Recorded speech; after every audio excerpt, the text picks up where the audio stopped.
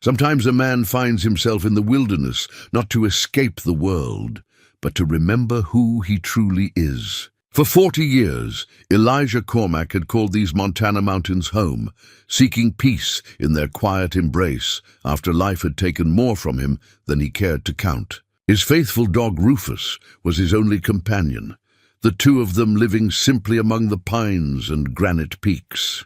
Then one morning they found the stone, big as a wagon wheel, smooth and dark, covered in strange markings that made Elijah's hands shake. Rufus wouldn't go near it, whimpering like he sensed something dangerous. But Elijah felt drawn to it, like it was calling his name. His gut told him to cut it open, though he couldn't say why.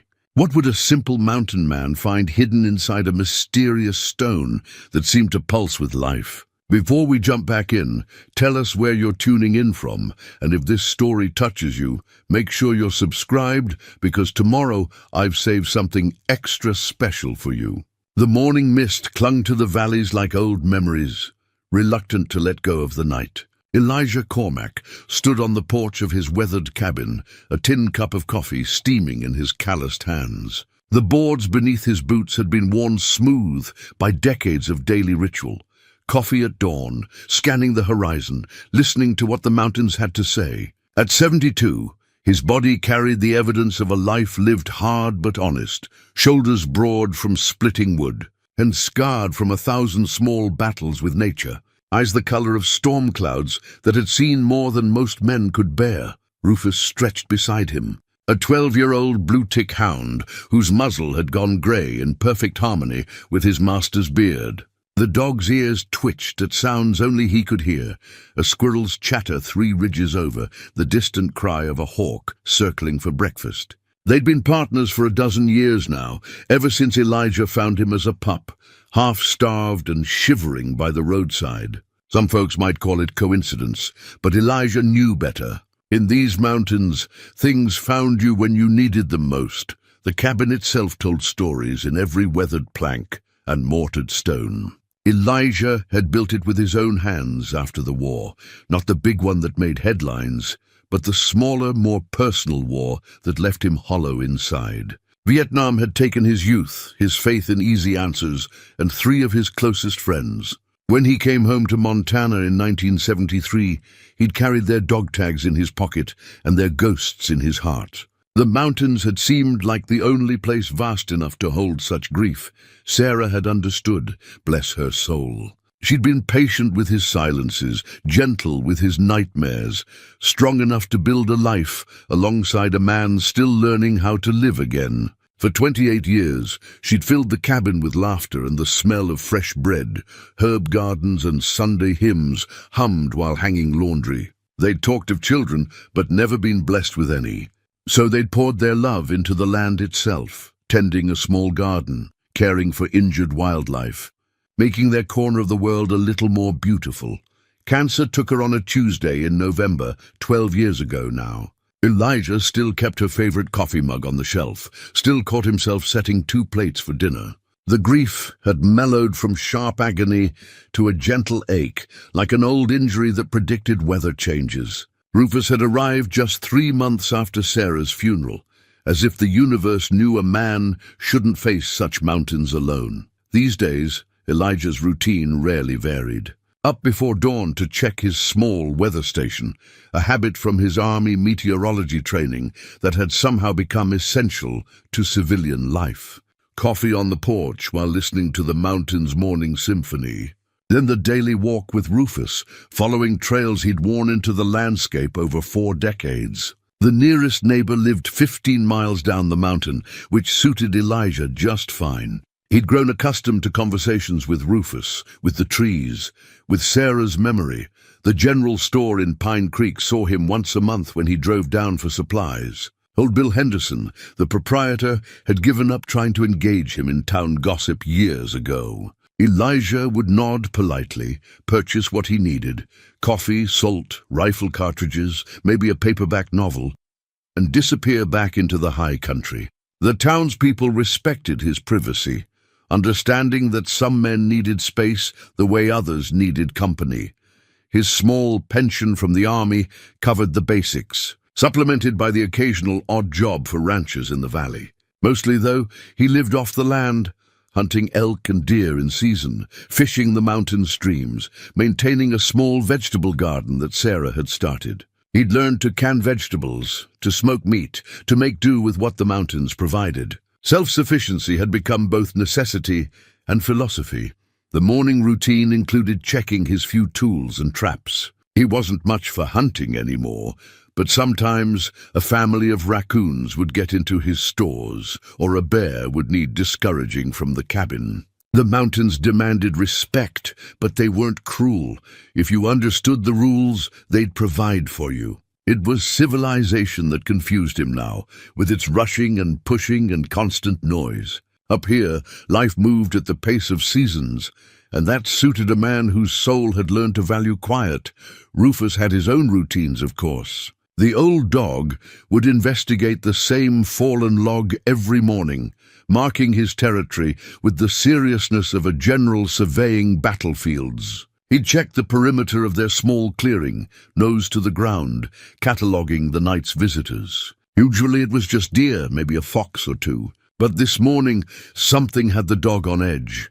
Elijah noticed it first in the way Rufus held his tail, not wagging, not tucked, but straight out like a pointer who'd found game. The dog's hackles weren't up exactly, but there was tension in his shoulders that spoke of unease. In 12 years together, Elijah had learned to read his companion's moods as clearly as weather patterns. Something was different today. They set off on their usual trail, winding through stands of lodgepole pine and quaking aspen. The autumn air carried the scent of wood smoke from distant cabins, the earthy smell of fallen leaves beginning their slow transformation back to soil. October in the high country was Elijah's favorite time. The tourists had gone home, the hunting season hadn't quite begun, and the mountains settled into the peaceful rhythm that would carry them through winter. But today, even the familiar trail felt different. Rufus kept looking back at him with those intelligent brown eyes, as if checking to make sure they were still together. The dog's usual confident trot had become more cautious, more deliberate. When they reached the meadow where Sarah used to gather wildflowers, Rufus stopped entirely. The meadow should have been empty, except for the few hardy plants that bloomed late in the season. Instead, sitting in the center like it had grown there, was something that shouldn't exist. Elijah blinked hard, wondering if his old eyes were playing tricks. But no, there it was, solid and undeniable, a stone. Not just any stone, but something that made his breath catch in his throat. Bigger than his kitchen table, perfectly round, dark as obsidian, but shot through with veins of silver that seemed to move in the morning light. The surface was covered in markings, not scratches or natural erosion, but deliberate symbols carved deep into the rock. They looked almost like writing, but in no language Elijah had ever seen.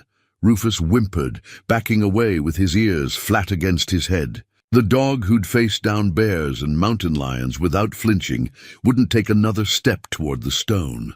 That should have been warning enough for any sensible man. But as Elijah stared at the impossible object, he felt something stirring in his chest, a recognition he couldn't name, a pull he couldn't explain. The stone seemed to hum, though he couldn't say if he heard it with his ears or felt it in his bones. The silver veins pulsed gently like a slow heartbeat, and the carved symbols seemed to shift when he wasn't looking directly at them. Everything about it screamed wrongness, impossibility. Stones didn't appear overnight in meadows where a man had walked for 40 years. Stones didn't pulse with inner light or make dogs whimper with fear, but standing there in the crisp mountain air, with morning mist swirling around his boots and his faithful companion pressed against his legs, Elijah Cormac felt more awake than he had in 12 years. The stone was calling to him, though he couldn't have explained how he knew. It was calling, and deep in his weathered soul, some part of him was answering.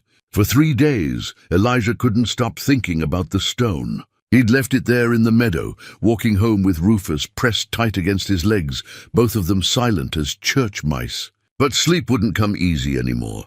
He'd lie in his narrow bed, staring at the ceiling beams Sarah had helped him notch and fit.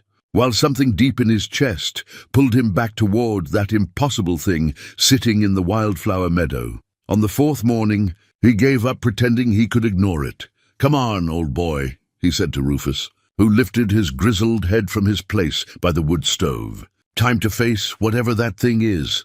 But when they reached the meadow, Rufus planted his feet at the tree line and refused to go further.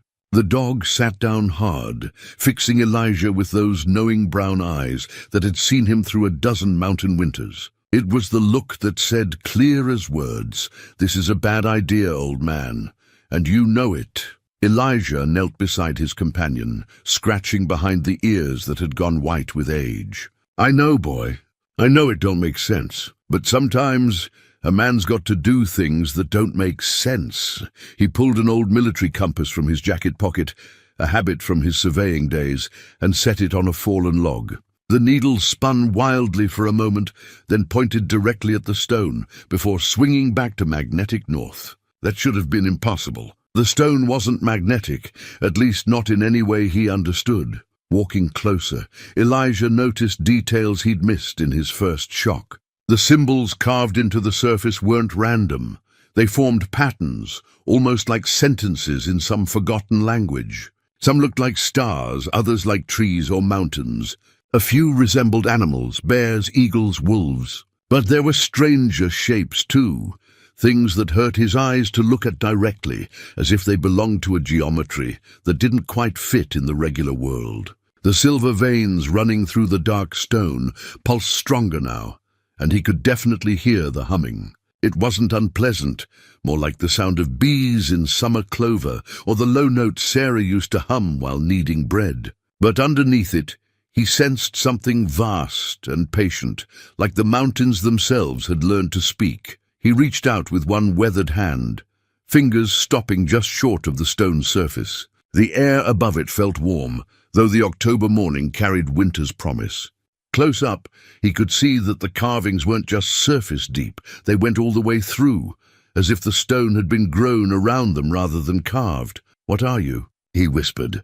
The humming grew stronger, and for just a moment, Elijah could have sworn he heard voices, distant, echoing, speaking in languages that predated English, Spanish, even the Blackfoot and Crow tongues he'd learned fragments of during his years in Montana. The voices seemed to be calling, not to him exactly, but to something inside him, something he'd forgotten he possessed. That's when he noticed his hands were shaking. Not with fear, though there was plenty of that. Not with cold, though the morning air bit at his exposed skin. His hands shook with recognition, with a memory so deep it lived in his bones rather than his mind. He'd felt this pull before, though he couldn't say when or where. Behind him, Rufus whined softly. The dog had crept closer, close enough that Elijah could feel his warm breath on the back of his neck. Together, they stared at the impossible stone that had no business existing in their quiet mountain meadow. "My grandfather used to tell stories," Elijah said aloud, needing to hear a human voice even if it was his own, "and said these mountains were old when the first people came. Said there were things here that didn't follow regular rules. He dismissed those stories as childhood fancy, the way city-raised boys often did when old mountain men spoke of mysteries. But standing here now, with his pulse hammering in his ears and the stone humming its ancient song, Elijah remembered his grandfather's weathered face, the serious way the old man had looked him in the eye. Some stones remember, boy. Remember things from before memory was memory. You find one that calls to you, you best listen close. But you be careful, memory can cut both ways. His grandfather had been full of such sayings, mixing Cherokee wisdom with Irish superstition and 40 years of mountain living. Elijah's father had called it nonsense, the ramblings of an old man who'd spent too much time alone in the high country. But now, facing this impossible thing, Elijah wondered if his grandfather had known something the rest of them had forgotten. The stone surface was perfectly smooth, like river rock polished by centuries of flowing water. But no river had ever flowed through this meadow, and no natural process could have created something so perfectly round, so deliberately marked. As Elijah leaned closer, he caught sight of his reflection in the dark surface, and for just a moment, he saw someone else entirely, a younger man, dressed in buckskins and wearing a beaded necklace he'd never owned. The face was his but not his, familiar but strange. The eyes held knowledge he'd never possessed, spoke of places he'd never been. The reflection lasted only a heartbeat before snapping back to his own weathered features, but it left him dizzy and grasping. "What the hell?" he breathed. This time, when he reached out, his fingers made contact. The world exploded into light and sound and memory that wasn't his own. Images flashed through his mind like lightning. Vast forests untouched by axe or saw, rivers running clear as glass, mountains that scraped the belly of heaven itself. He saw people, but not people as he knew them. These moved with the earth rather than over it, spoke to trees and stones as easily as they spoke to each other, and he saw himself, not himself, but someone who wore his face in a different time. A man who knew the old ways, who could read the sky like scripture and speak to the stones in their own language. A man who carried responsibility like a great weight, who stood between two worlds and tried to hold them in balance. The vision lasted only seconds, but when it ended, Elijah found himself on his knees in the meadow grass, gasping like a drowning man. Rufus was beside him, whimpering and licking his face with desperate affection. The stone sat silent now, its humming stilled. But something fundamental had changed. Elijah knew, with the certainty of sunrise, that this stone held answers to questions he'd carried his whole life without knowing. Why he'd always felt like a stranger in his own skin. Why the mountains called to him with voices older than wind. Why Sarah's death had felt less like an ending and more like a pause, as if some larger story was still being written. He also knew, with equal certainty, that opening this stone would change everything. Not just for him, but for the delicate balance he'd built in these mountains, the careful peace he'd negotiated with solitude and grief. Some doors, once opened, could never be closed again, but as he knelt there in the autumn grass, with his faithful dog pressed against his side and the weight of 72 years on his shoulders, Elijah Cormac realized he was tired of being careful, tired of living half a life in the shadow of memories he couldn't quite grasp. The stone had called to him, and something deep in his soul was ready to answer. He stood slowly, joints protesting, and walked back to his cabin. In the tool shed, beside Sarah's old gardening implements, he found what he was looking for, a heavy steel chisel and his old mining hammer. Tools he'd used decades ago when helping clear rockfall from the county road. Rufus followed him back to the meadow, still unhappy but loyal. The stone waited, patient as winter, humming its low song that seemed to vibrate in his chest cavity. Elijah positioned the chisel along one of the silver veins, raised the hammer, and hesitated. "Forgive me, Sarah," he whispered. "But I got to know." The hammer fell. The chisel bit deep into the silver vein, and the stone cracked with a sound like thunder rolling through mountain valleys. Light spilled from the fissure, not ordinary light, but something golden and warm that seemed to carry music within it. Elijah staggered backward as the crack widened, revealing not the hollow interior he'd expected, but something that defied all reason. Inside the stone was a space that couldn't exist, vast as a cathedral, filled with swirling mists that glowed like captured starlight. And floating in that impossible space was a leather journal, bound in hide so old it should have crumbled to dust centuries ago, yet perfectly preserved. The journal pulsed with the same gentle rhythm as the stone's silver veins. Rufus had retreated to the far edge of the meadow, but his whimpering had stopped. Instead, the old dog sat perfectly still, watching with the intensity of a creature witnessing something beyond his understanding, but not beyond his acceptance. Animals, Elijah had learned, were often wiser about such things than men. With trembling fingers, he reached into the light and grasped the journal. The moment his skin touched the ancient leather, the world shifted around him like a photograph coming into focus. The familiar meadow remained, but now he could see layers beneath it, shadows of what had been, whispers of what might be. The very air seemed alive with possibilities. The journal felt warm in his hands and heavier than it should have been, as if it carried the weight of untold stories. When he opened the cover, his breath caught in his throat. The pages were filled with handwriting he recognized, though he'd never seen it before. It was his own hand, but different, more confident, more practiced, written with quills and ink instead of ballpoint pens. The first entry was dated September 15th, 1847. The vision came again last night. The old woman by the sacred pool, speaking in the tongue of the first people. She says the stonekeepers are failing, that the barriers grow thin. I understand now why grandfather chose me, though the burden sits heavy on my shoulders.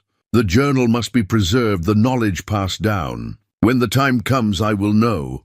Elijah's hands shook as he turned the page. More entries, spanning decades, all in his handwriting, yet describing a life he'd never lived. A life where he'd been born into the mountains 2 centuries ago, raised by a Cherokee grandfather who taught him the old ways, trained him to be a guardian of ancient secrets.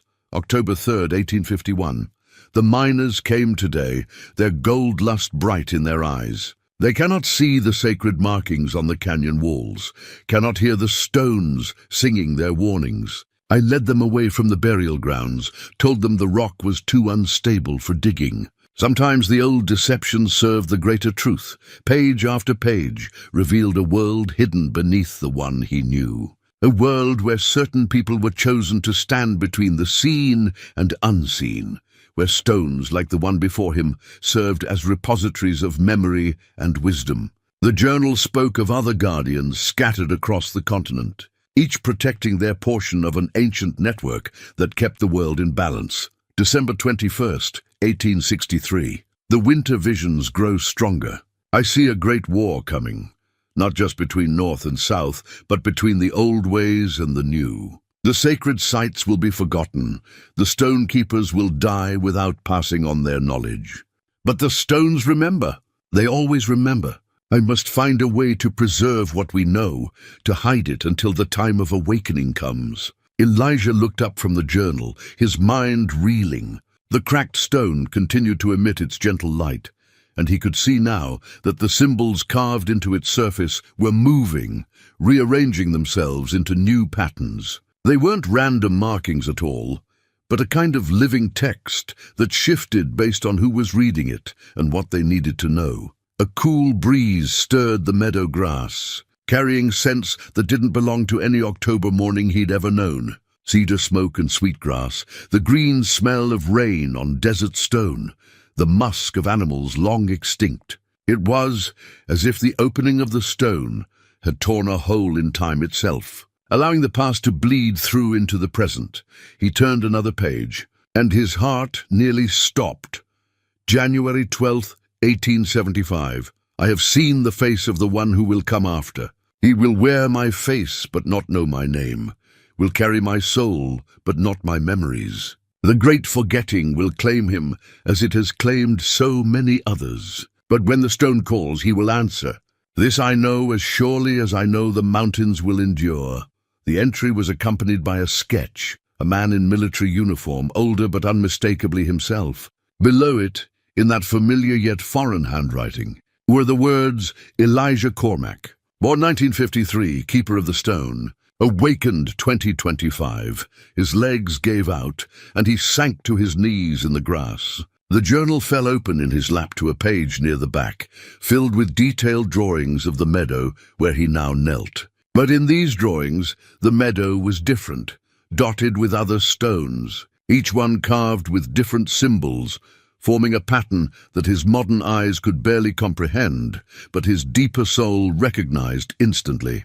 The final entry, written in his own hand but with ink still wet. If you are reading this, then the awakening has begun. You are not Elijah Cormack of Montana, born in 1953. Though that life is real and those memories are true, you are also stands between worlds, the last of the stonekeepers, charged with protecting the sacred sites until the time of great change. That time is now. The barriers weaken, the old enemies stir, And you, my brother across time, must remember who you truly are. A shadow fell across the meadow, though the sky remained clear. Rufus growled low in his throat, a sound Elijah had never heard from his gentle companion. The air grew heavy, oppressive, as if a storm were building despite the cloudless October day. And in that heaviness, Elijah sensed something watching him, something that had noticed the opening of the stone and was not pleased by what it revealed. The journal's pages fluttered in a wind that touched nothing else, settling on a map drawn in the same careful hand. It showed the Montana Territory as it had existed in the 1800s, marked with dozens of symbols indicating sacred sites, stone circles, and places of power. Most were crossed out in red ink, with dates noting their destruction or abandonment. But a few remained, including the meadow where he now sat, and 3 others scattered across the high country. At the bottom of the map, in letters that seemed to burn themselves into his vision, were the words, "When the stone sings, the others will answer. When the others answer, the guardians will wake. When the guardians wake, the true work begins." Elijah closed the journal and held it against his chest, feeling the warm pulse of the leather binding synchronize with his own heartbeat. Everything he'd believed about his life, his purpose, his very identity, lay in ruins around him, like the shattered remnants of the stone. But beneath the shock and confusion, something else was stirring, a sense of rightness he'd never experienced before, as if he was finally becoming the man he was always meant to be. Rufus trotted over and nuzzled his hand, no longer afraid. The old dog's eyes held a new intelligence, as if the opening of the stone had awakened something in him as well. Together, they looked at the cracked stone, still glowing softly in the afternoon light, and Elijah knew his quiet life in the mountains was over. The awakening had begun, and there was no going back. That night, Elijah sat at his kitchen table with the journal spread open before him, a pot of coffee growing cold at his elbow. The pages revealed themselves slowly, as if the ancient leather knew he could only absorb so much truth at once. Each entry painted a clearer picture of the man he had been, stands between worlds. A Cherokee Irish keeper of sacred sites who had lived and died in these same mountains over a century ago. The memories came in fragments, triggered by words or symbols in the journal. He remembered a grandfather with silver braids who taught him to read the language of stones. A sacred pool where the water ran uphill and showed visions of what was to come. A responsibility that felt heavier than the mountains themselves. The knowledge that he stood guard against forces most people couldn't even imagine. But the modern Elijah's memories were real too. Vietnam. Sarah, 40 years of quiet mountain living. Somehow impossibly he was both men. The journal explained it as the soul's way of learning what it needed to know, living different lives across time to gather the wisdom necessary for its true purpose. The awakening brings confusion. One entry read, "Do not fight the memories of both lives. They are threads in the same tapestry, patterns in the same great weaving. The man who loved Sarah teaches you about loss and healing. The soldier who fought in distant jungles teaches you about protecting what matters. All of it prepares you for what comes next." Rufus lay at his feet, occasionally lifting his head to stare at shadows that weren't quite there. The dog's behavior had changed since the stone's opening. He was more alert, more purposeful, as if he too was remembering something long forgotten. When Elijah reached down to scratch his ears, he could have sworn he felt the animal's thoughts brushing against his own, wordless but clear. "I remember too, old friend. I remember around midnight, the journal revealed its most disturbing secret. Mixed among the keeper's duties were warnings about the others, beings that existed in the spaces between worlds, feeding on the energy that leaked through when the barriers weakened. They were ancient things, older than human civilization, patient as glaciers and hungry as wildfire. The stone network had been built to keep them at bay, but centuries of neglect had weakened the defenses. "They sense when a stone awakens," the journal warned. "They will come testing, probing for weakness. The first sign is always the same. Shadows that move independently, cold spots that appear without cause, animals that act strangely. Do not face them alone. The network exists for a reason. As if summoned by his reading, a chill swept through the cabin despite the warm fire in the wood stove. Rufus growled, hackles rising, and fixed his gaze on the far corner of the kitchen. Elijah followed the dog's stare and felt his blood turn to ice. Something was standing there, not quite visible, more like a distortion in the air. A place where the shadows bent wrong, and the light refused to go. The thing had no fixed shape, but Elijah could sense its attention, like a physical weight. It was studying him, evaluating, trying to determine if the newly awakened keeper represented a threat or an opportunity. The journal fell open to a page filled with protective symbols, and without conscious thought, Elijah began tracing one of them in the air with his finger. The shadow thing recoiled, as if burned, then melted away through the cabin wall like smoke. But its message was clear. They knew he was here, and they were not afraid of one old man with half-remembered powers. Elijah spent the rest of the night reading, absorbing everything the journal could teach him about his inherited responsibilities. By dawn, he understood that the stone in the meadow was only the beginning. According to the map in the journal, 3 other stones remained active in the Montana high country, each one guarded by a keeper who had probably forgotten their true nature, just as he had. The journal provided their names and approximate locations. Maria Santos, a park ranger at Glacier National Park who had reported unusual geological phenomena for years. Thomas Blackbear, a tribal elder on the Blackfeet Reservation who was known for his uncanny ability to predict weather and find lost hikers. And Dr. Elizabeth Hayes, a retired geology professor living alone near Yellowstone, who had published papers on anomalous magnetic readings in certain rock formations. All 3 were approaching the age when the awakening typically occurred. All 3 would be experiencing strange dreams, unexplained attractions to certain places, a growing sense that their quiet lives were about to change forever. And if the journal was right, all 3 were in danger. The others would target them just as they had targeted him, but awakened keepers were vulnerable during the first few days after their stones opened. Without proper preparation, without understanding what they faced, the new guardians could be overwhelmed.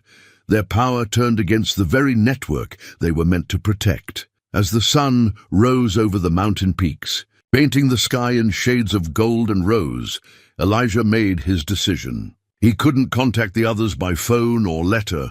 The journal was clear that such mundane communications could be intercepted and corrupted by the others. Instead, he would have to visit each keeper personally, help them through their awakening, and begin the process of rebuilding the network that had once protected this land. But first, he needed to strengthen his own connection to the stone. The journal described rituals, meditations, and practices that would help him access the full range of his abilities. He was no longer just Elijah Cormack, retired Army meteorologist and widower.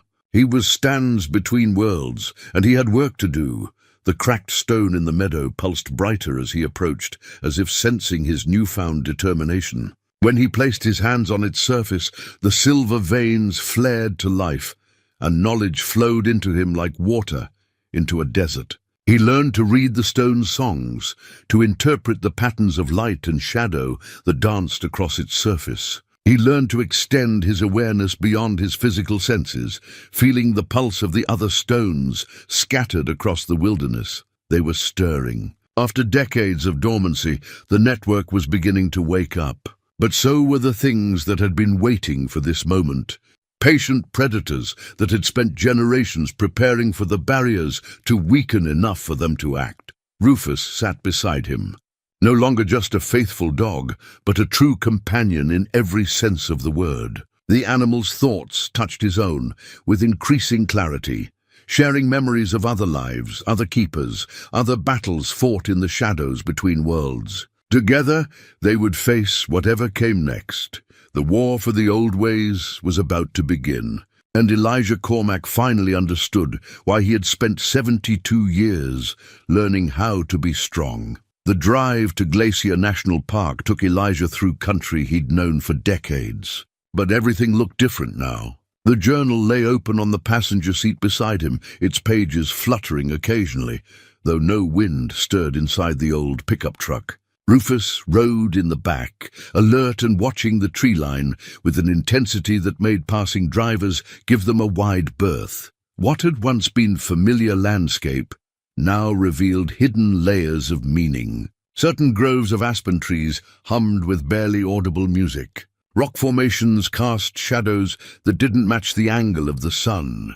And everywhere, if he looked with the right kind of sight, Elijah could see the faint lines of energy that connected sacred sites across the wilderness, like a vast spiderweb of power. The journal had taught him to read these signs, but the knowledge came with a price. The more he opened himself to the hidden world, the more vulnerable he became to the things that hunted in the spaces between. Twice during the 4-hour drive, he'd caught glimpses of shadow shapes keeping pace with his truck, running alongside in his peripheral vision like wolves made of darkness. Maria Santos worked out of the park's research station near Lake McDonald, a cluster of government buildings nestled among towering cedars and whitebark pines. According to the journal, she was a 30-year veteran of the Park Service, known for her meticulous documentation of geological anomalies and her uncanny ability to predict landslides and rockfalls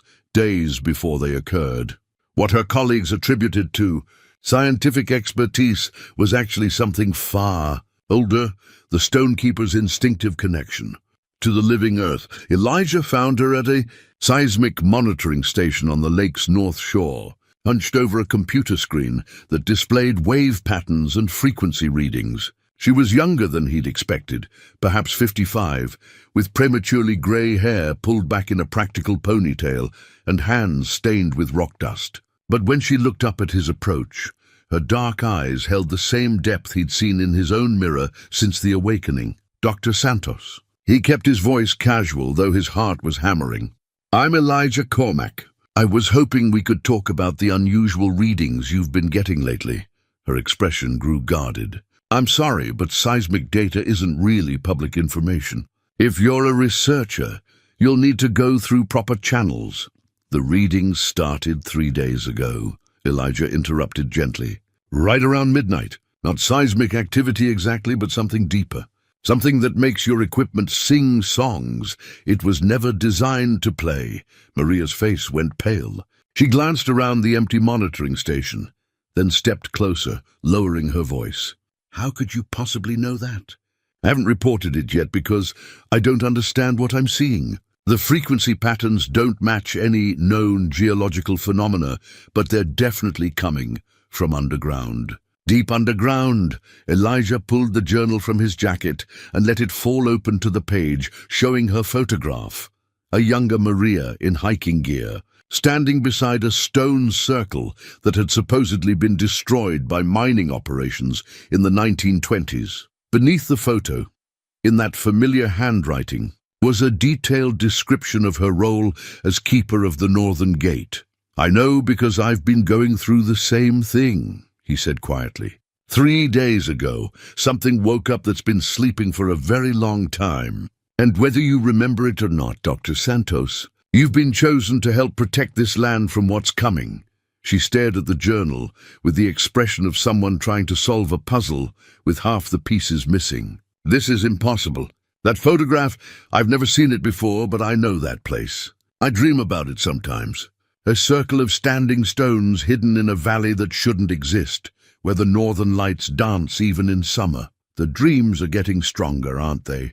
Elijah asked. "More vivid, more real. And you're starting to remember things that never happened to you, at least not in this lifetime." Maria nodded slowly, her scientific training warring with something deeper and more instinctive. "Yesterday, I found myself speaking Blackfoot to a group of tourists, even though I've never studied the language. But I knew what the words meant, knew exactly what I was trying to tell them about the spirit of the glacier." "That's because you're remembering who you really are," Elijah said. Who you've always been underneath the life you've lived in this century.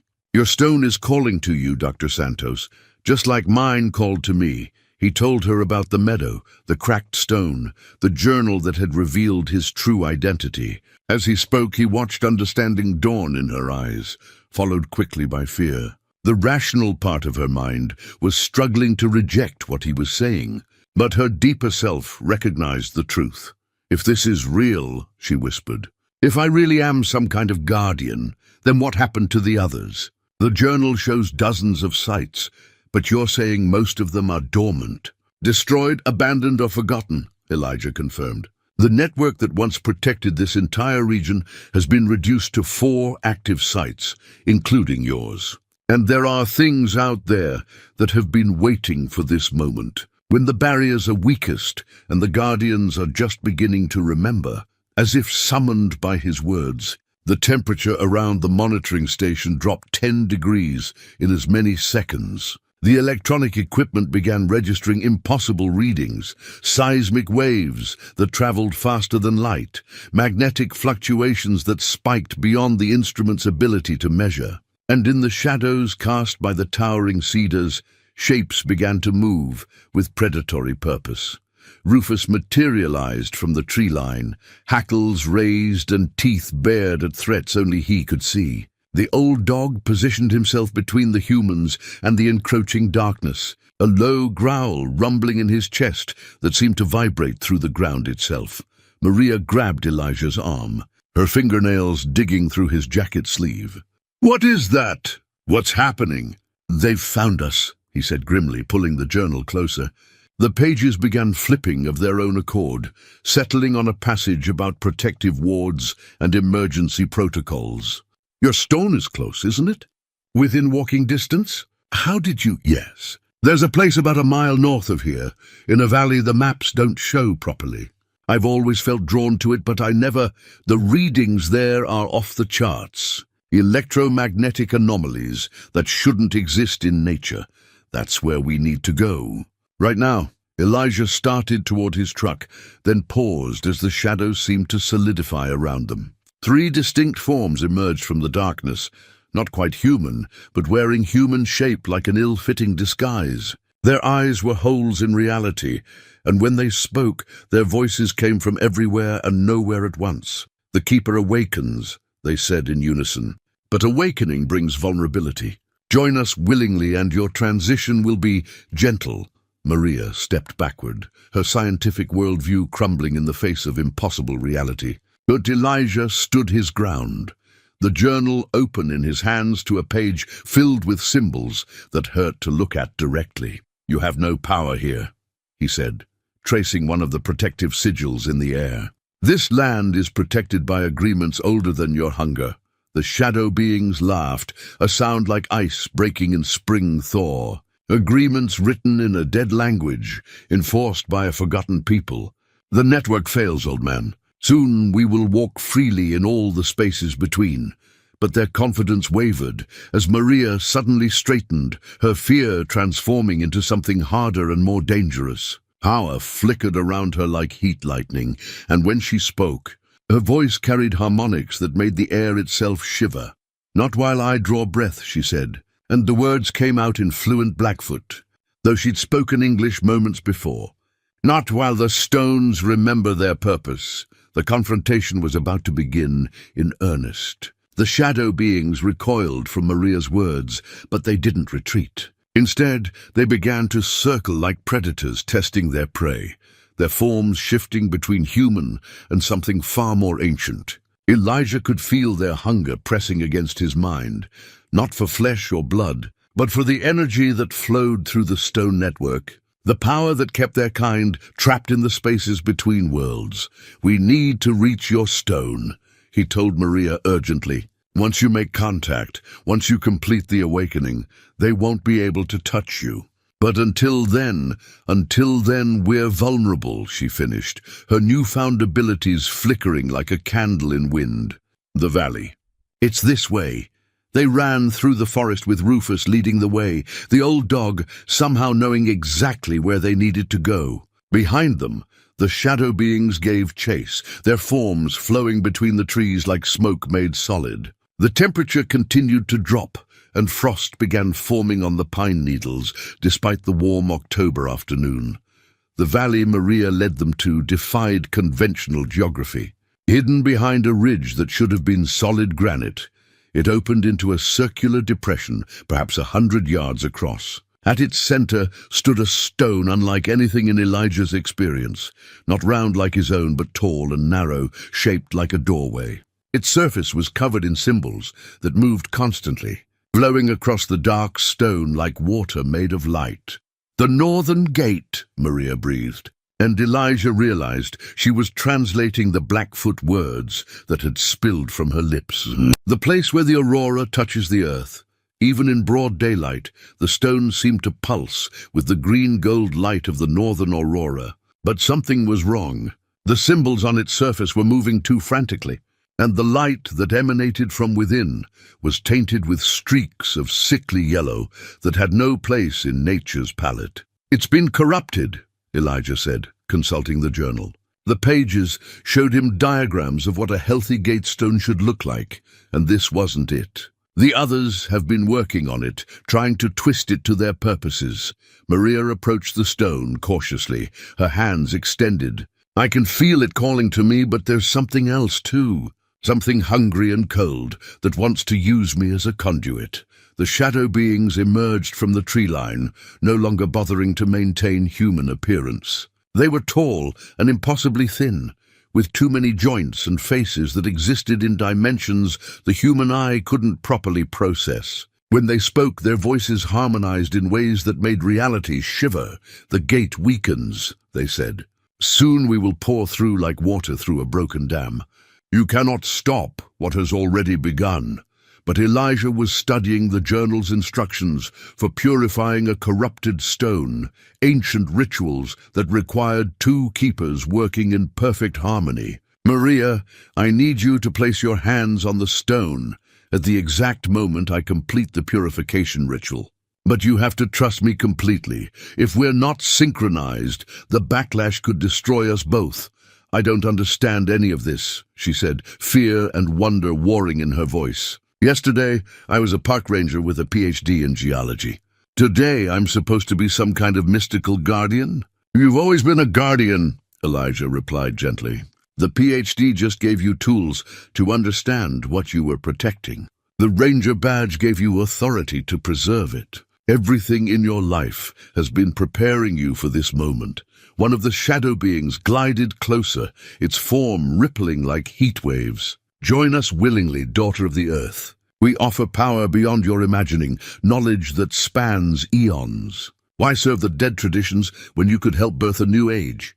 Maria looked at the creature, then at the corrupted stone, then at Elijah with his weathered face and steady eyes. "Because," she said firmly, "some things are worth preserving exactly as they are." The purification ritual was unlike anything Elijah had ever experienced. Following the journal's instructions, he began tracing complex patterns in the air while speaking words in a language that predated human civilization. The symbols came from somewhere deeper than memory, flowing through him as if he were merely a conduit for knowledge that belonged to the stones themselves. Maria matched his movements instinctively, her hands dancing in perfect counterpoint to his own. The corrupted stone began to respond, its sickly yellow light wavering as ancient cleansing energies washed through its crystalline structure.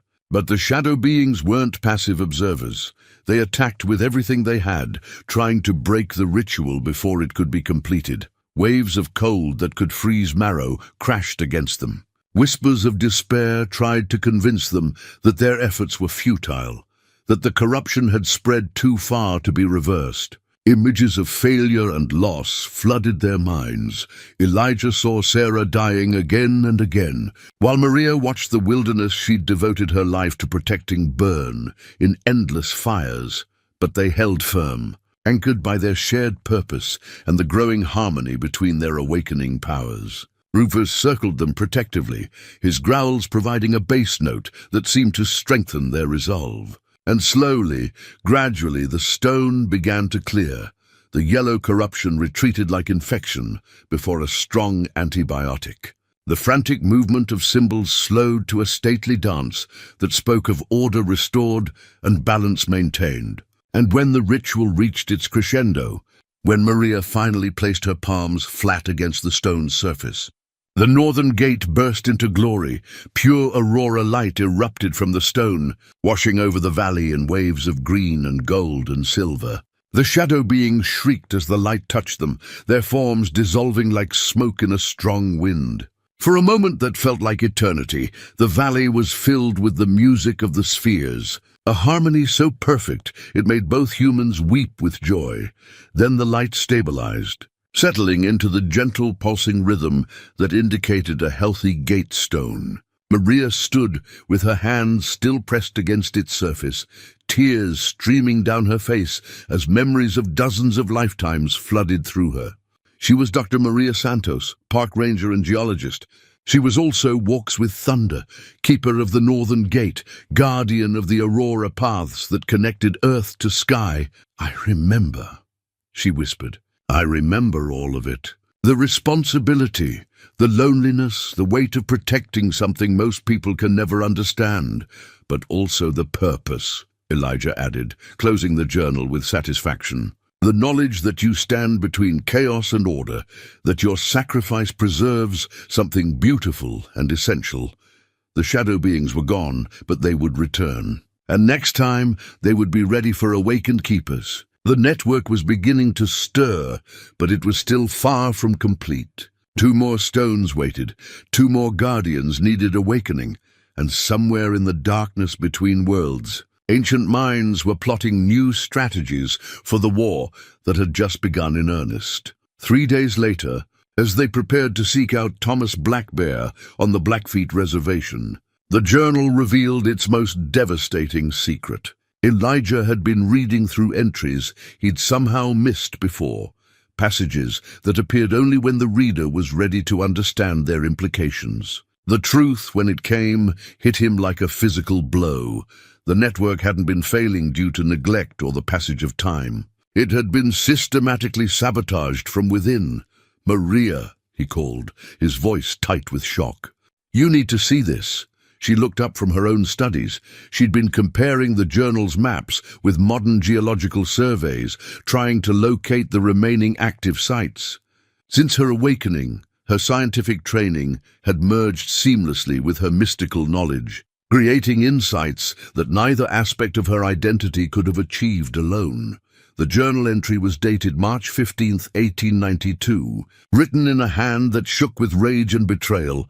"I was wrong about Harrison. Wrong about everything. He wasn't captured by the others. He joined them willingly. For 20 years, I trusted him as my closest ally, never suspecting that every site we've lost, every guardian who died mysteriously, every weakening of the network's defenses was his doing. The others don't just corrupt from outside. They recruit from within, turning our greatest strengths against us. He came to me tonight with an offer. Join them, and Sarah's death would be reversed. They showed me visions of her alive and laughing, of the life we could have together if I simply opened the remaining gates and let them through. When I refused, he laughed and told me the truth.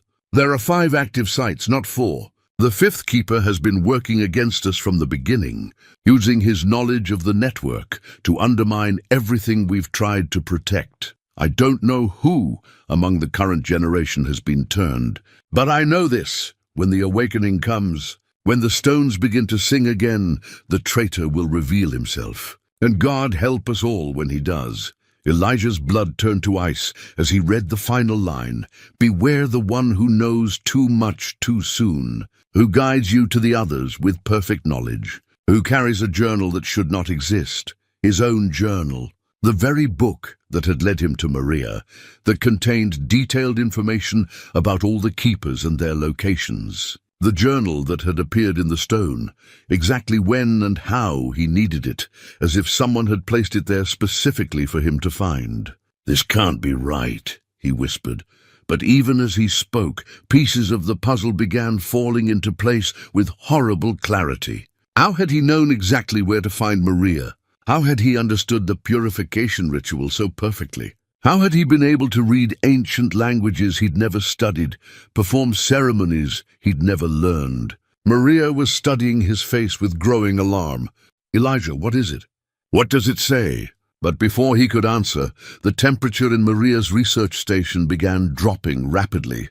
The electronic equipment started registering impossible readings again, but this time the disturbance was coming from directly below them. Something vast was stirring in the deep places of the earth, responding to a signal only it could hear. The journal's pages flipped wildly on their own, settling on a passage that made Elijah's heart stop.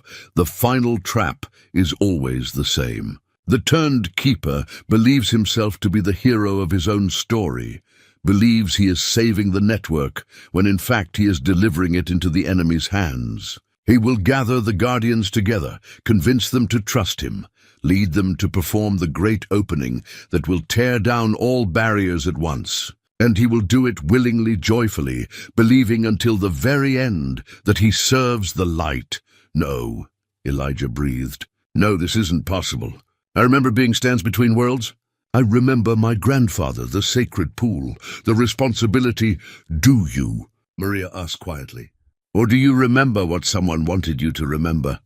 The memories he'd thought were so clear began to waver like heat mirages. Had his grandfather really taught him the old ways, or had that knowledge been implanted by something that understood exactly how to manipulate a lonely old man? Had Stands Between Worlds really been his past self, or was that identity a carefully crafted fiction designed to make him trust the journal's guidance? Rufus whined and pressed against his legs, but even the dog's loyalty felt suddenly suspect. How had Rufus known exactly where to lead them? How had the animal shown such perfect understanding of supernatural threats? What if his faithful companion was something else entirely, something sent to guide him along a predetermined path? The journal fell open to one final entry, this one written in a different hand entirely, angular, precise, utterly cold.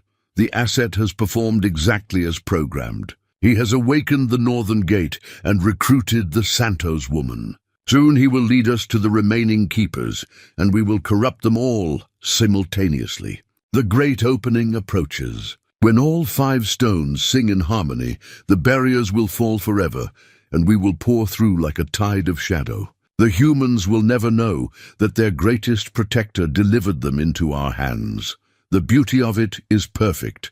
Even now, reading these words, he will try to convince himself that this is another deception, another test. He will rationalize, deny, make excuses, because the alternative, that everything he believes about himself is a lie, is too terrible to accept. Elijah staggered backward, the journal falling from nerveless fingers. Every memory of the past week replayed itself in a new and horrible light. The stone calling to him, the convenient appearance of the journal, his perfect knowledge of rituals and locations he should never have known, all of it orchestrated by minds far older and more cunning than his own. But the worst part was the growing certainty that he couldn't trust his own reactions to this revelation. Was his horror genuine, or was it part of the programming? Was his desire to protect the network real, or had it been implanted to make him a more effective weapon against it? Maria was backing away from him, power flickering around her hands as her own awakened instincts warned her of danger. "Who are you?" she demanded. "What are you?" "I don't know," Elijah said, and those 3 words contained more anguish than he'd felt since Sarah's death. "I honestly don't know anymore." Outside, storm clouds were gathering despite the clear weather forecast, and in the distance, something that might have been thunder rolled across the mountains. But Elijah suspected it wasn't thunder at all.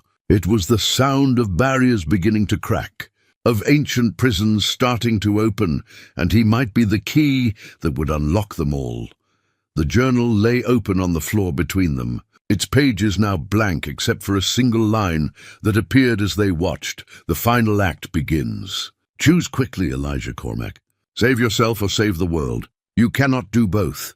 Above them, the first snow of an unseasonable blizzard began to fall, and in that snow shadow shapes danced with predatory joy. The blizzard that shouldn't exist raged for 2 days, trapping them in Maria's research station while they grappled with the terrible implications of the journal's revelation.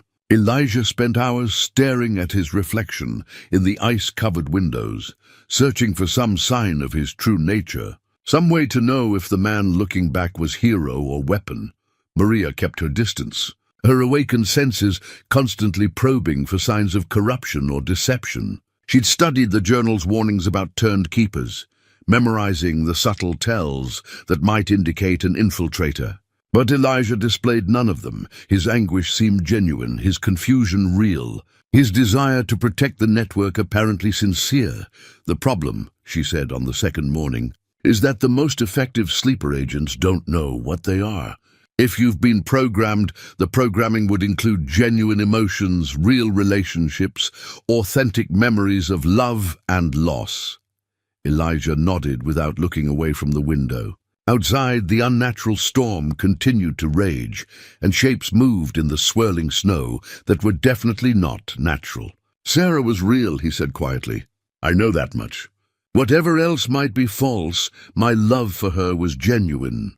But did you meet her by chance, or were you guided to her? Did she love you freely, or was she influenced by the same forces that shaped you?" Maria's questions were gentle but relentless.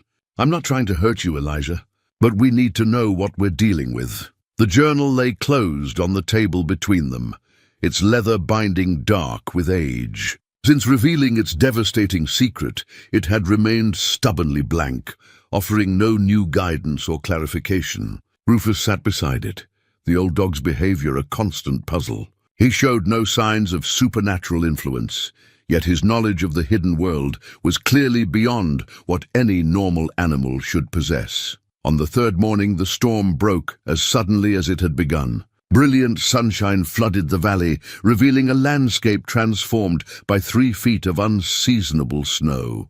But the beauty of the winter scene was marred by what they found written in the pristine white surface, symbols that hurt to look at directly.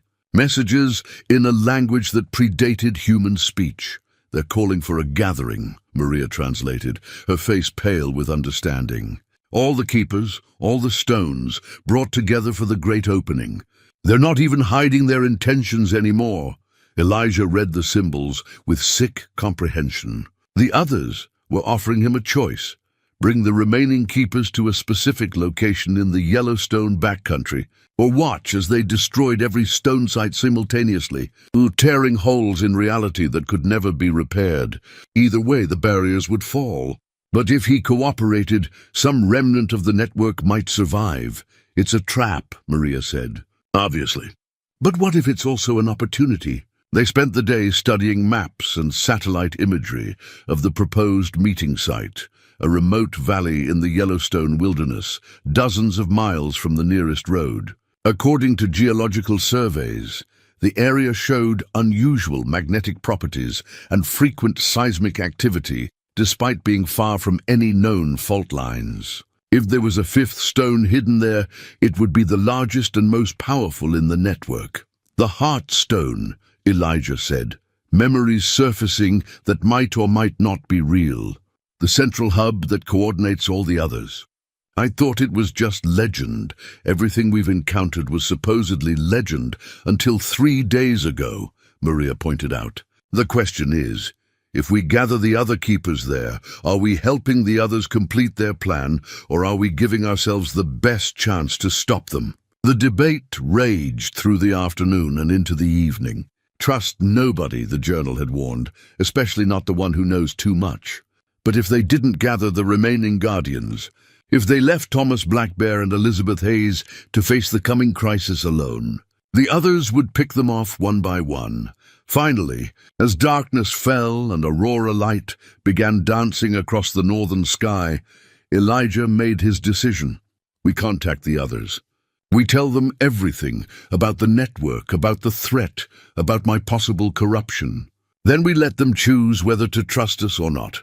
And if they refuse to come, if they decide you're too dangerous to trust, then they're probably right," Elijah said simply.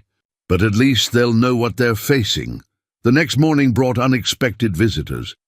Thomas Blackbear arrived first, driving an ancient pickup truck that somehow navigated the snowy mountain roads without chains or four-wheel drive.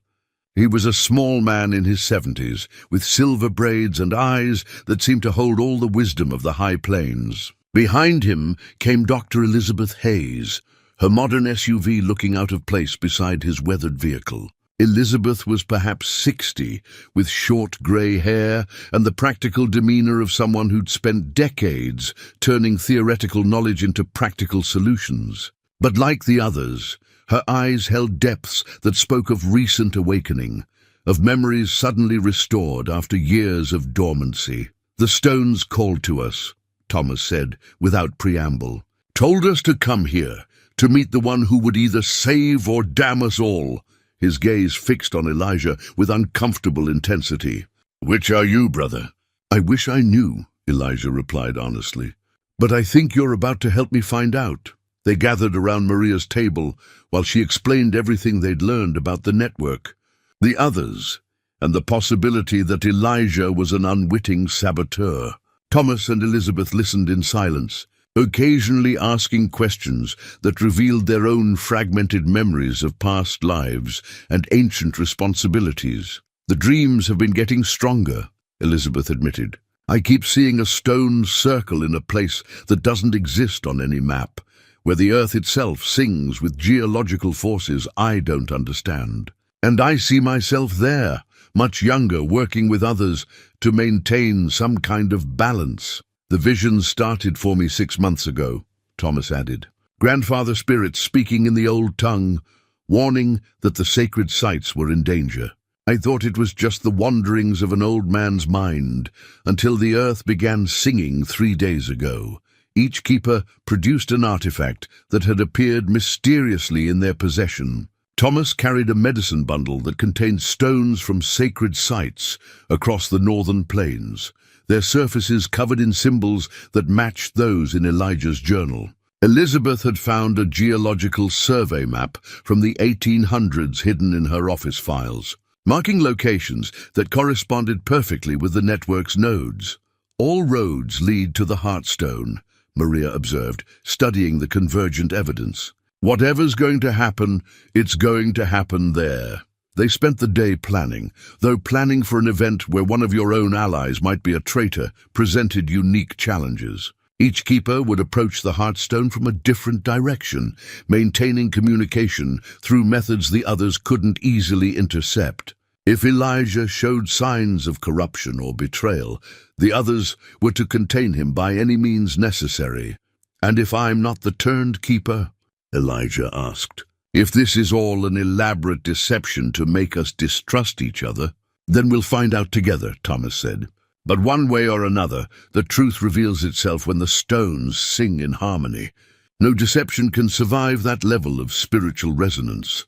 As they prepared to leave for what might be their final confrontation, Rufus approached each keeper in turn, allowing them to scratch his ears and look into his ancient eyes. Whatever the dog truly was, loyal companion, supernatural guardian, or something else entirely, he would be with them to the end. The Heartstone waited in its hidden valley, surrounded by forces that had been patient for over a century. Tomorrow would bring answers to questions that had haunted them all their lives. Tomorrow would determine whether the barriers held or fell forever.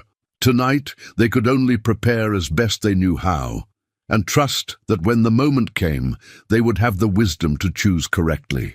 The hidden valley revealed itself at dawn, appearing between two ridges that should have been solid granite according to every map ever drawn. One moment they were hiking through ordinary wilderness, the next they stood at the edge of something that challenged the very notion of geography. The valley stretched for miles in directions that hurt to contemplate, its boundaries shifting whenever observed directly.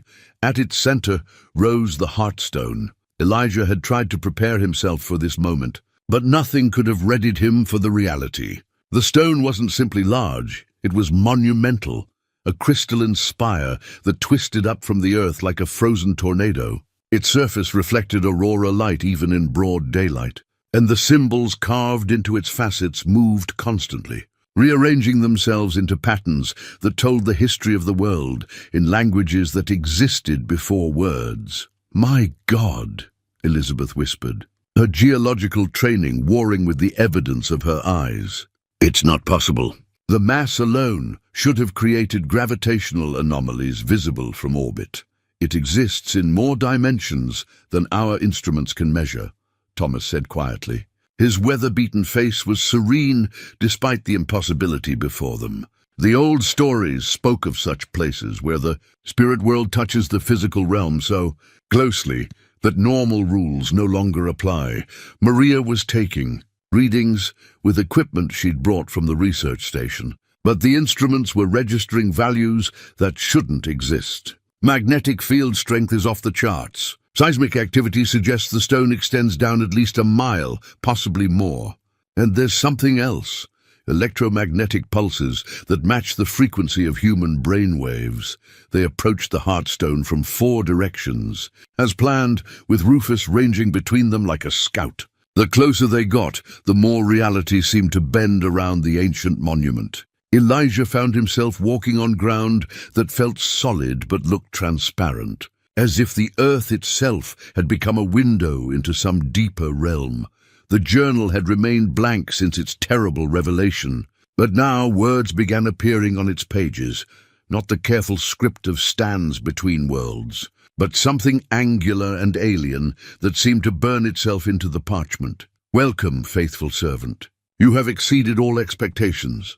The others trust you despite their suspicions. Soon they will join hands around the Heartstone, as you have guided them to do, and their combined power will shatter the barriers forever.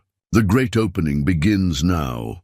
Elijah stopped walking, his hands shaking as he read words that confirmed his worst fears. Everything, his awakening, his memories, his desperate desire to protect the network, had been orchestrated to bring them to this moment. He was the weapon the others had spent decades crafting, and he had delivered himself and his fellow keepers directly into their trap.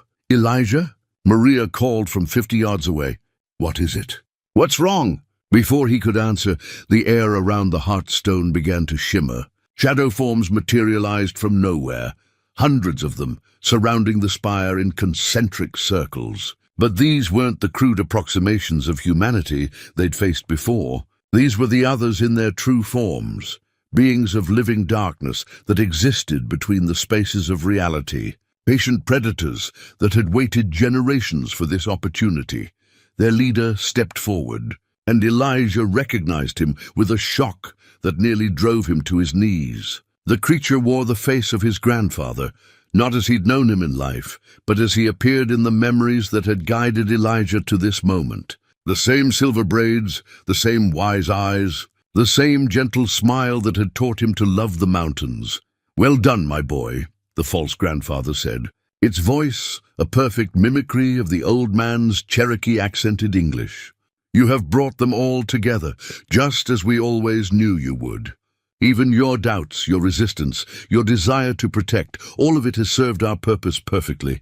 Thomas, Maria, and Elizabeth had stopped their advance, power flickering around them as their awakened abilities responded to the threat. But they were badly outnumbered, and the Heartstone's emanations were interfering with their connection to their own stones. "The programming runs deeper than conscious thought," the creature continued, advancing on Elijah with predatory grace.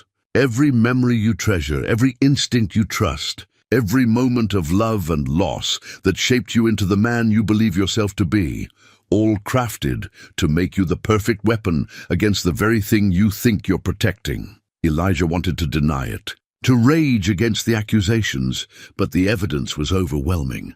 How else could he explain his perfect knowledge of Keeper lore?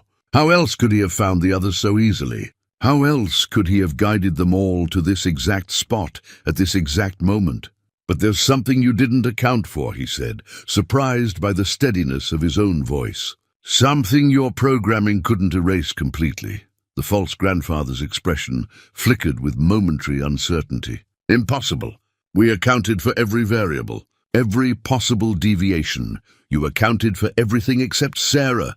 Elijah pulled her photograph from his wallet, not the one the others had provided in his false memories, but the real picture he'd carried for 40 years. The woman in the image was different from his implanted recollections. Younger, sadder, with eyes that held shadows the programmed version had never possessed. She wasn't part of your plan, was she? You needed me isolated, alone, vulnerable to manipulation. But I met her before you got to me, fell in love, before you could control that part of my life. And loving her, really loving her, created something in me that your programming couldn't touch. The creatures around the Heartstone began to stir restlessly, their forms wavering, as if the very mention of genuine love was somehow painful to them. The false grandfather snarled, its benevolent mask slipping to reveal something hungry and desperate beneath. Sentiment, it spat, human weakness. It changes nothing. You are here, they are here, and the ritual will proceed as planned.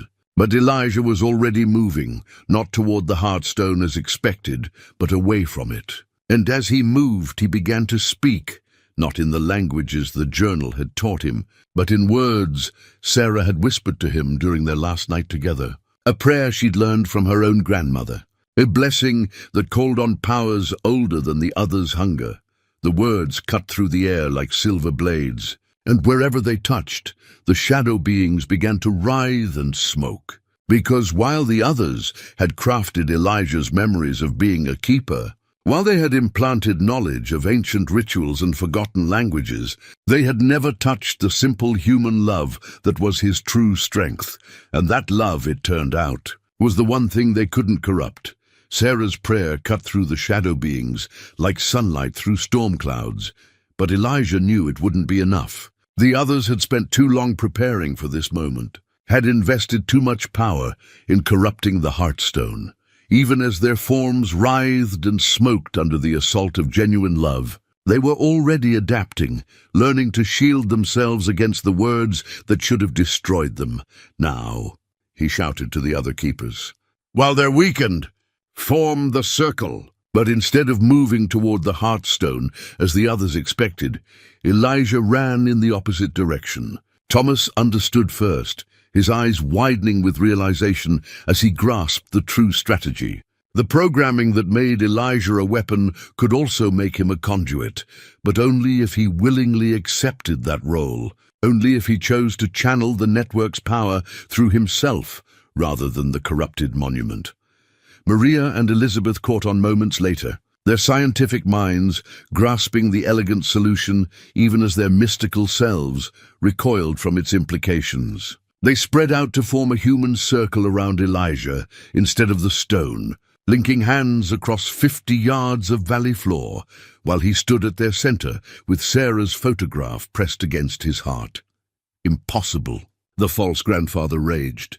The ritual requires the Heartstone. Without its amplification, you lack the power to maintain the barriers. You're right, Elijah said calmly. We can't maintain the barriers the way they were. But we can do something better. We can remake them. He began to speak again, but this time the words came from deeper than memory, deeper than programming, deeper even than the ancient knowledge the others had stolen and corrupted. They came from the part of his soul that had loved Sarah purely, that had grieved her loss honestly, that had spent 40 years learning to find beauty in solitude and strength in simplicity. The other keepers joined their voices to his, each adding their own thread to the growing tapestry of power. Thomas sang in Blackfoot, his words calling on the wisdom of the plains and the endurance of the mountains. Maria spoke in the language of stone and crystal, her scientific understanding transformed into something that could reshape reality at the molecular level. Elizabeth chanted formulas that turned geological forces into spiritual ones, making the earth itself a partner in their working. And Rufus, faithful Rufus, who had never been just a dog, added his own voice, a howl that carried harmonics no normal animal could produce, frequencies that resonated with the deepest foundations of the world. The false grandfather and his shadow army rushed toward them, desperate to break the circle before it could complete its work. But they were too late. Power was already flowing between the keepers, through Elijah, and out into the network in patterns that had nothing to do with the corrupted monuments they had once protected. Instead of maintaining the old barriers that kept the others trapped between worlds, the keepers were creating something new, a filter that would allow beneficial spiritual energy to flow freely while blocking anything tainted by hunger or malice. Not a wall but a membrane, not a prison, but a selective boundary that responded to intention rather than origin. The Heartstone, sensing its monopoly broken, began to pulse with frantic energy. Cracks appeared in its crystalline surface as centuries of accumulated corruption fought against the new paradigm. The shadow beings pressed their attack, but found themselves passing through the keepers like smoke through solid objects. The circle existed in a state of being they could no longer touch. "This is impossible!" the false grandfather snarled, its borrowed features distorting with rage. "You are human, mortal, limited." "Exactly," Elijah replied, and his voice carried Sarah's laughter, her warmth, her absolute faith in the goodness that could exist between flawed beings who chose to love anyway. "We're not trying to be gods. We're not trying to control everything. We're just trying to leave the world a little better than we found it." The new network snapped into place with a sound like crystal bells ringing across infinite distances. Suddenly, the old stone monuments were no longer necessary. Every keeper carried the connection within themselves. Every act of genuine care strengthened the web. Every moment of authentic love added another strand to the protection.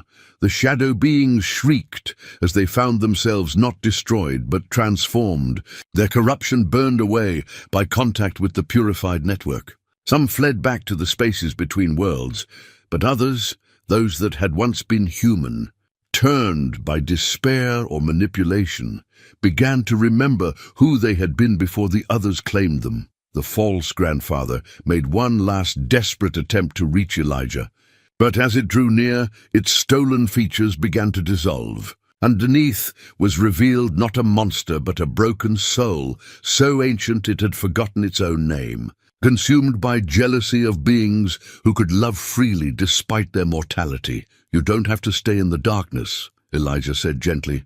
"There's room in the light for everyone willing to give up their hunger." The ancient being stared at him for a long moment, then at the photograph in his hands, then at the circle of keepers who had chosen transformation over domination. Slowly, incredibly, it nodded. The Heartstone collapsed into dust as the last of its corruption was purged. But the network it had anchored was stronger than ever, distributed now among 5 living guardians who would carry its protection wherever they went. The barriers were rebuilt, not as walls but as filters, not as permanent structures but as living systems that could grow and adapt. And at the center of it all, Elijah Cormac stood transformed, no longer a weapon disguised as a protector, but a guardian who had chosen love over programming, hope over despair, connection over isolation. 6 months later, Elijah sat on his cabin porch with his morning coffee, watching the sunrise paint the Montana peaks in shades of gold and rose. The familiar ritual felt different now, not because the mountains had changed, but because he finally understood his place among them. The journal lay open beside him, its pages no longer blank but filled with new entries written in his own hand, documenting the gradual healing of sites across the continent. Rufus dozed in the morning sunshine, occasionally opening one eye to check on squirrel activity near the bird feeder Sarah had built. The old dog was definitely just a dog now, though a remarkably intelligent one who seemed to understand that his supernatural duties had ended with the network's transformation. Sometimes Elijah caught him looking wistful, as if he missed the ancient purpose that had shaped his life for so long. The new network operated differently than its predecessor. Instead of requiring constant vigilance from isolated guardians, it drew strength from connections between ordinary people who chose to care for the land and each other. Maria had returned to her Park Service duties, but now her geological surveys included spiritual assessments that helped identify places where the Earth itself was struggling. Thomas worked with tribal councils across the northern plains, teaching young people to recognize and nurture the sacred sites their ancestors had protected. Elizabeth published papers that bridged scientific observation with mystical understanding, helping a new generation of researchers recognize patterns that previous science had overlooked. And Elijah had become something he'd never expected, a teacher, not of ancient secrets or mystical traditions, but of simpler truths: how to listen to the land, how to find peace in solitude, how to build a life worth living in the spaces between what was lost and what might yet be found. The visitors started coming in spring, drawn by word-of-mouth recommendations from people who'd heard about an old mountain man who understood things most folks couldn't explain. They were grieving spouses learning to live alone, veterans struggling with memories that wouldn't fade, young people who felt disconnected from a world that moved too fast and demanded too much. They came seeking answers, but mostly they found something better. Someone who listened without judgment and shared what he'd learned about finding meaning in the midst of loss. This morning's visitor was different, though. Dr. Elizabeth Hayes climbed the trail to his cabin with the measured pace of someone who'd spent decades studying mountain geology. But she carried herself differently than she had 6 months ago, with the quiet confidence of someone who'd discovered that her life's work was far more important than she'd ever imagined. "How's the book coming?" Elijah asked as she settled into the wooden chair Sarah had built for watching sunsets.